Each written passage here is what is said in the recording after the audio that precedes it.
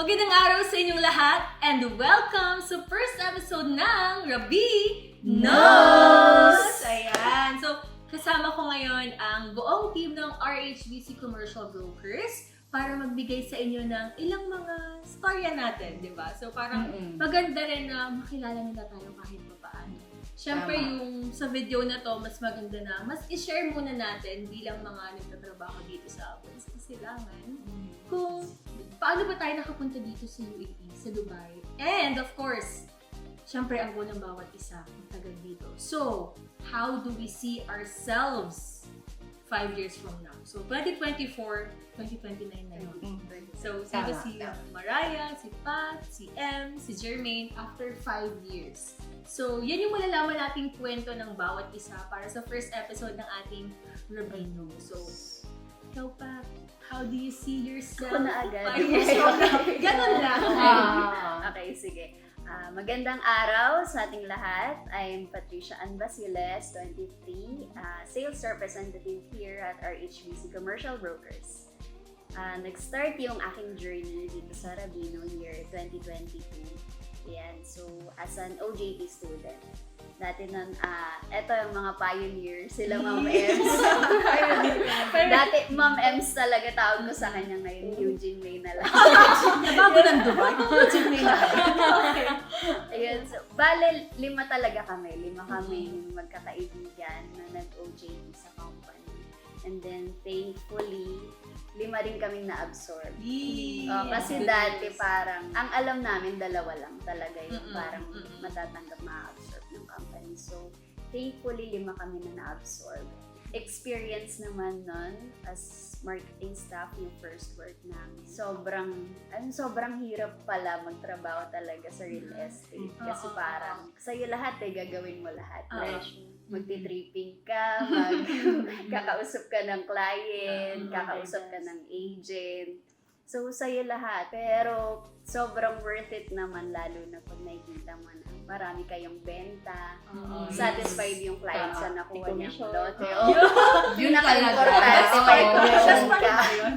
Ayun. So, sobrang saya. And then, now, 9 months na tayo ngayon sa Dubai. Hindi ka rin na-expect na magiging isa akong OFW. So, sobrang thankful din kay Sir Orvin, kay Ma'am Carla na nabigyan ng opportunity makapag-work dito sa Dubai. Yun, sobrang dami rin na gustong makapunta dito. So, thankful na ako yung isa sa napili kami ni Ma'am Ems. Parang, yung pagkakarating mo dito sa Dubai, no, parang fresh start sa'yo. So parang in the next 5 years, parang how do you see yourself na dito ka pa ba sa UAE or 23 years old? Di ba? So parang Batang ano bata na ako, eh. hindi to 24. So parang mag 29 na ako noon. 29. Yung ganap ko na noon. Hindi. Sana yung company malaki na by that time. Kasi ngayon, nag-start pa lang naman tayo. Manifesting na sana. More HBC ay lumaki yung company.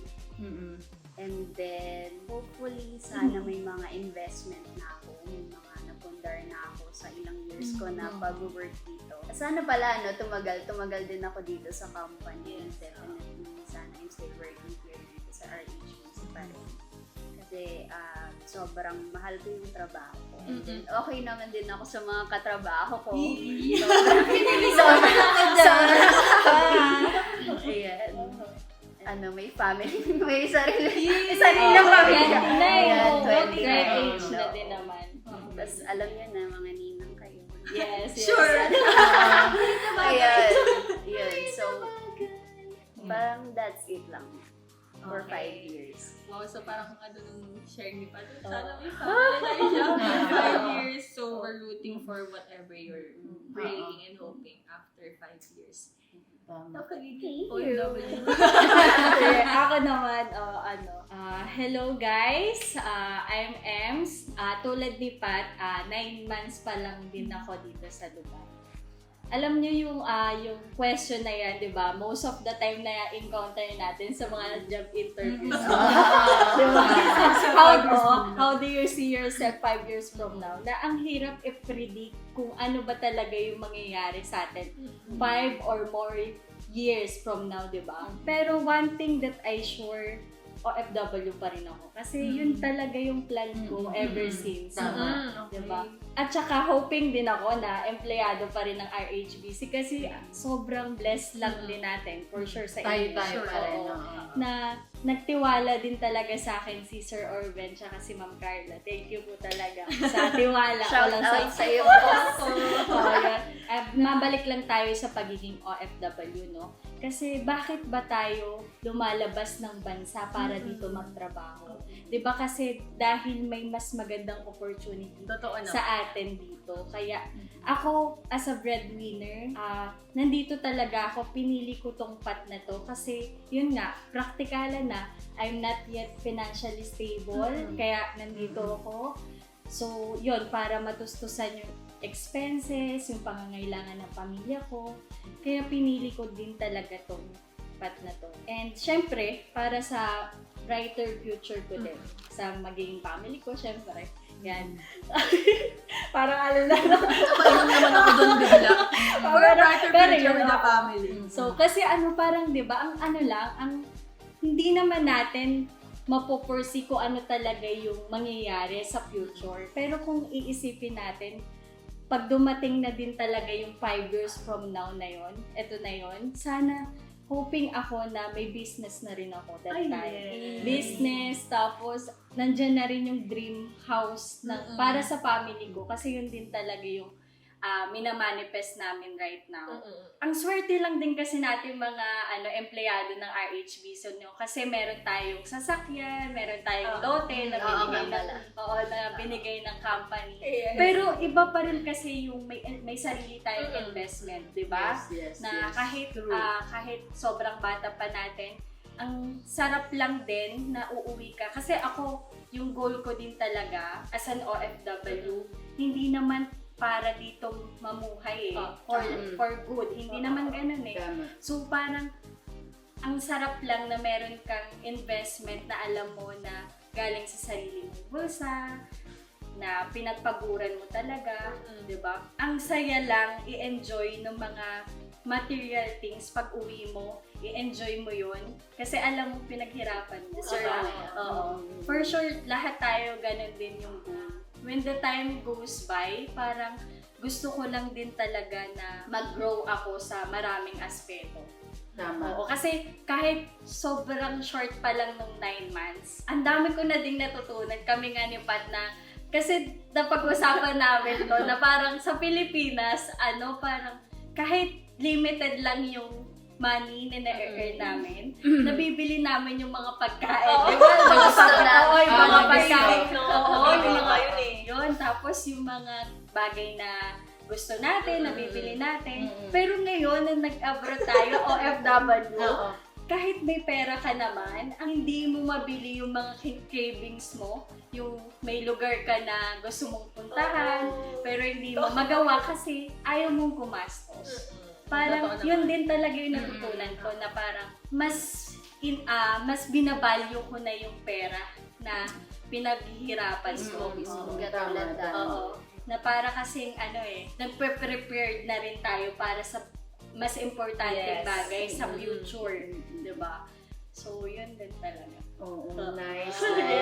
So parang kasi di ba ngayon, yung pinapanggastos mo, ikaw kasi yung kumayod dun eh. Na parang every dirham counts talaga. Na parang, totoo. minsan pa nga yung struggle natin, nagko-convert pa tayo ng, uy, 2 dirhams, magkano sa Philippine peso. So parang, yun yung unang challenge at parang sabi sa ating mga OFW, huwag kayong magko-convert. Di ba? Parang, basta, darating yung time, feeling mo deserve mo, bilhin mo yan. Kasi deserve mo yan. Tama yun, nakarelate ako. Tama. So, yun. Ang galing nung sharing ni Ma'am Ems, no? Na relate sa ating mga OFW. For sure pa yung mga viewers natin. Oo, tama. Oo, by the way, I'm Jermaine Reyes, no? Actually, bago lang ako dito sa company, almost 6 months. So, ayun. Sobrang bait ng aming CEO. Then, si Ma'am Carla, at the same time, si Sir Orben. Thankful kami na nandito kami sa UAE at na-hire kami dito na maging sales agent niya. Yes. So, yun. Paano ako nakapunta dito sa Dubai, no? Medyo struggle ako. Syempre, galing ako ng Thailand actually, no? So, ang nangyari sa akin doon, medyo conflict. So, hindi tayo para doon. So, para pala tayo sa UAE, sa Dubai. So, yun. So, after nun, na-hire ako dito sa Dubai. Maganda yung nangyari sa akin na na-meet ko agad yung company ng RHBC, no? So, ayun. Paano ko ba masasabi na 5 years from now na nakikita ko yung sarili ko dito? Siguro na lang, meron akong mas marami pa akong tao, marami pa akong client na makuha at the same time. Commission, yun yung importante. Ayun, kasi may goal po tayo sa buhay as OFW. Syempre malayo tayo sa pamilya natin. Ang gusto nating makaipon, makapagpundar. So, yun, bumili ng lupa or magpatayo tayo ng business, at ako, syempre po, 5 years from now, kasi 31 na ako. So, 36 na ako nung time na yun, diba? So, yun, hindi natin mape-predict kung ano ba talaga yung mangyayari sa mga darating na taon. So, dapat ngayon pa lang, alam na natin kung ano yung goal natin sa buhay. So, tama yung sinabi nila, nagko-convert tayo. So, alam natin yung struggle ng bawat dirham na ginagastos natin. Oo, siguro, parang, kasi di ba, tayo medyo nasa 20s. And then, having Ma'am Jermaine na experience na rin talaga. Lalo sa mundo ng real estate, di ba? So, syempre, even before sa company natin, meron na rin siya experiences sa ibang company. So, parang, nakakatuwa rin lang yung sharing niya na, although lahat naman yung share natin is very realistic, pero speaking from someone din na nanggaling na rin sa ibang bansa talaga, bago nakarating dito sa UAE. So, parang, yun yung hina-hope din namin, Ma'am, na siguro by that time, rin kami, sana equip na rin kami. No? Yung kung ano mang natutunan nyo kung paano kayo ngayon humarap sa tao, sa mga client, by that time, sana rin, yun din yung ma-achieve namin. Yes, and syempre, true. Personally, so, I'm Mariah. I am also a staff of RHBC Commercial Brokers. And, quick story lang siguro kung paano ako nakarating dito sa UAE na talagang siguro siya. Siguro hindi pala siguro. Hindi naging madali talaga yung pagpunta ko dito sa UAE kasi sobrang troubled ako noon. Alam niyo yung parang you want to provide for your family pero somehow hesitant ka na iwan sila. Yes, true. So parang torn ka na gusto ko makasama yung pamilya ko pero panganay ako eh. Breadwinner din ako ng pamilya ko. So mahirap na magstay kang komportable sa bahay niyo dahil gusto mo lang silang kasama. Kasi parang, ewan ko ba kung anong meron sa mundo ngayon na parang nakokompel ka na kailangan mong kumilos, kailangan mong magtrabaho kasi maiiwan ka or parang wala kang ma-achieve kung hindi ka gagalaw. And nakita ko yung opportunity na binigay din sa akin ni na Sir Orben, ni na Ma'am Carla, na actually hindi naman talaga nila ako kilala personally, no?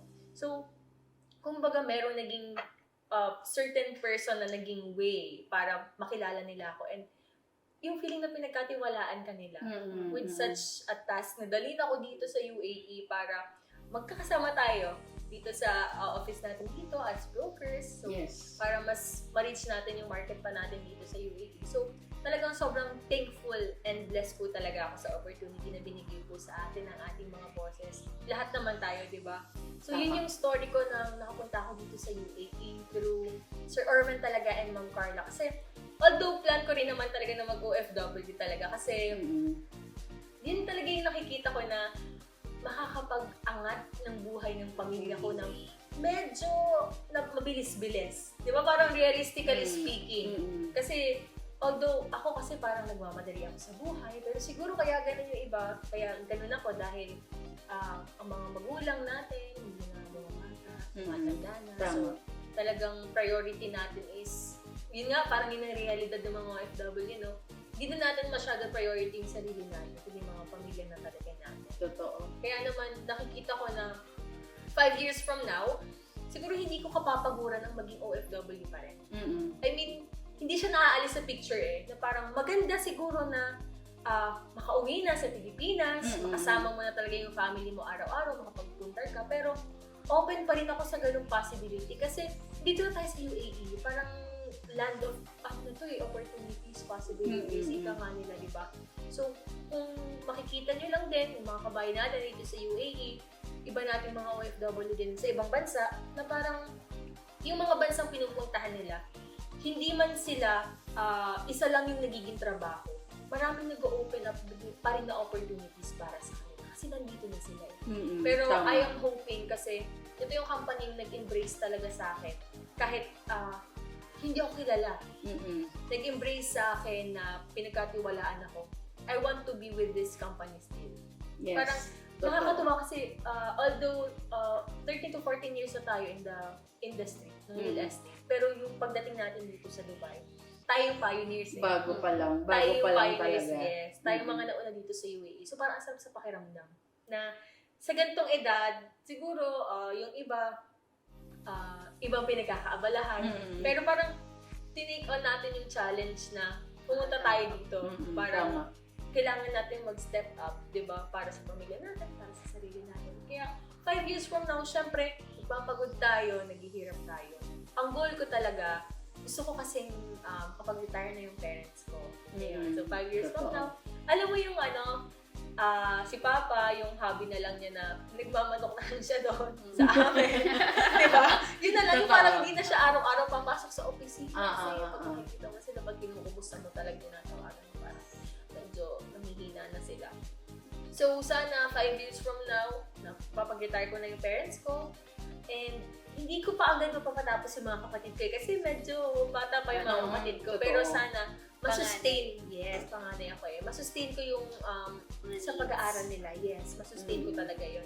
And of course, gusto ko rin makapundar ng sariling bahay, lupa, and business. Kasi sabi ko nga, ayoko na habang buhay ako magiging empleyado. Although, somehow, marami, we all start there. Kasi yun yung nag-boost sa atin na parang mag-move forward pa, na may matututunan tayo, na kung gusto nating bumukod, magsarili, kakayanin na natin kasi empleyado tayo. So yun talaga yung gusto ko. Magkaroon din ako ng sarili kong business na parang kahit hindi ako kumikilos, nagtatrabaho yung business ko para sa akin. Tama. And of course, para saan ba naman lahat ng kinapapaguran natin kung wala tayong uuwi ang Pamilya. So, yes. yun din. So, 5 years, 29. Pwede na pala. Parang same ako Same. Napaisip ako, 5 years na Pwede na pala. Pwede na pala. 29 na. So, sana, establish na rin ako, like, personally, na parang, yung ako din naman, di ba yun nga sabi nila sa atin, na parang isipin mo yun yung sarili mo. So, sana talaga, after all ng paghihirap na to, may mauuwian ako na family, na mas of my own, na mas may drive pa ako sa buhay. Dahil meron akong inspirasyon, motivation. So, aside from mga magulang ko, mga kapatid ko, yung sarili kong pamilya talaga. Yes, true. Yun talaga na parang, kaya din ako naghihirap, hindi lang naman para sa pamilya ko ngayon, kundi para sa sarili ko at sa magiging pamilya ko in the future. So, parang, that's how I see myself 5 years. Parang sobrang seryoso natin. Bigla, seryoso, no? Oo. Parang naiiyak ka naman. Pero nakakatuwa lang yung marinig na lahat tayo may plan, di ba? Oo, Lahat tayo may yun. plan na malayo pa talaga, mahaba pa yung 5 years. Pero ang saya lang isipin na puro negative yung, puro positive yung plan natin. Parang ikaka-grow talaga natin. Kasi di ba minsan, kasi meron talagang times na nangyayari, natrabaho na tayo ng trabaho, pero mapapatanong tayo minsan, ano bang plano ko sa buhay? Di ba? Parang maganda na magkaroon tayo ng reality check. Maganda rin kasi yung may sinusundan kang goal. Di ba? Na parang, dahil ito yung gusto mong mangyari, ito yung dapat kong marating. Di ba? Yun yung target natin. So, pakiramdam ko marami tayong naging learning. Yes. Naging learning sa mga share ng bawat isa kasi napakalalalim, no? Relate. Oo. So, kung ikaw, Pat, ano yung sa tingin mo yung naging learning mo dun sa mga sharing natin? Ako siguro, mga napulot ko sa stories nating apat is kung para sa'yo, para sa'yo. So, nandito na ako sa Dubai. So, make the best out of it. Yes. So, para sa company, para sa sarili ko, para sa pamilya. Sa lahat ng naniniwala sa akin. Yes! Yes! Kaya natin to. Hoy, ngayon, kaya mo na. Ay, kabayan. Kaya nyo na. Ngayon, kaya mo na. Mag-invest ka na. Ako naman yung hearing from you guys na, 'di ba, parang ang pulot of the day ko din talaga kasi lahat tayo OFW na for sure lahat din ng mga OFW na nakikinig na kahit pagod, 'di ba, kahit for the short period of time na 9 months pa lang tayo, kahit pagod, parang hindi ka susuko, hindi yun magiging dahilan para sumuko ka kasi nandyan yung family mo, nandyan yung mga taong nagmamahal talaga sa'yo, sila yung nagmo-motivate sa'yo para magpatuloy. Yeah. Ako naman, yung learning ko ngayon is, yun nga, talaga, no, yung as OFW, importante talaga sa atin yung bawat pamilya natin, yung goal natin sa buhay. So, kumbaga, sila yung purpose kung bakit naman tayo nandito. So, yun naman talaga yun. At bumuo ng sarili nating pamilya. So, yun yung importante. Kaya, tayo'y magpakalakas. Oo. Kasi, sila ang pinanghuhugutan natin ng lakas talaga. So, yun. Yun lang naman. Iyok!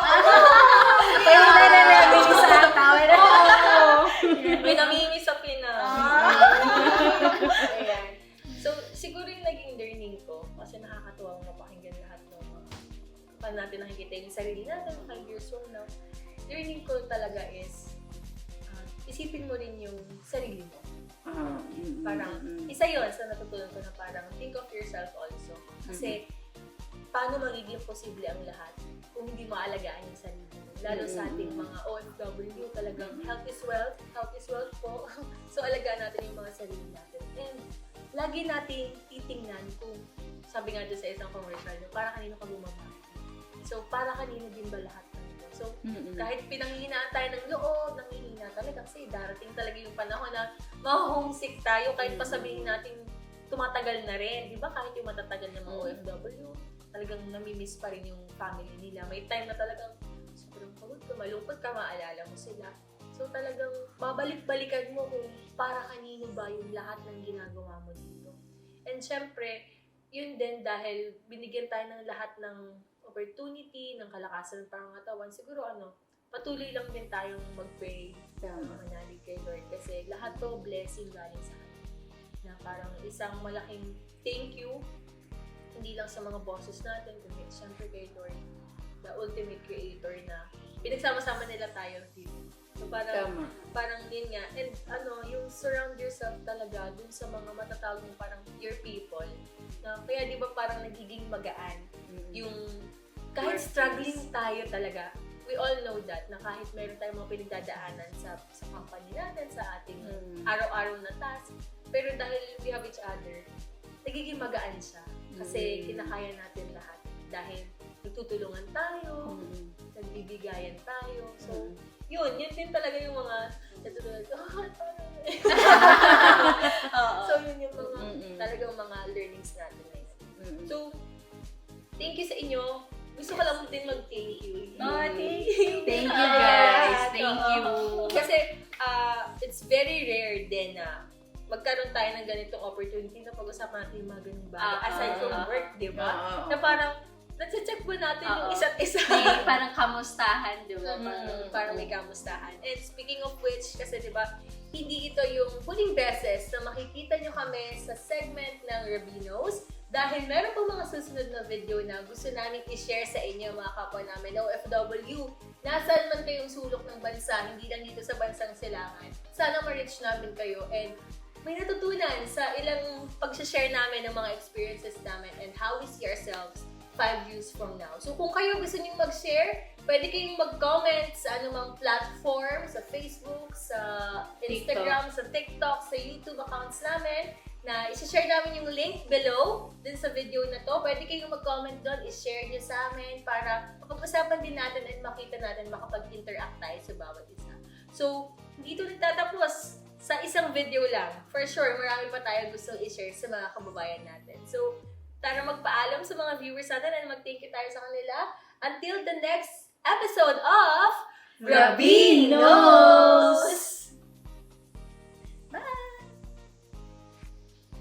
Uy, mga Karabinos, comment nyo naman kung saan nakaabot tong video na to. See you on the next video!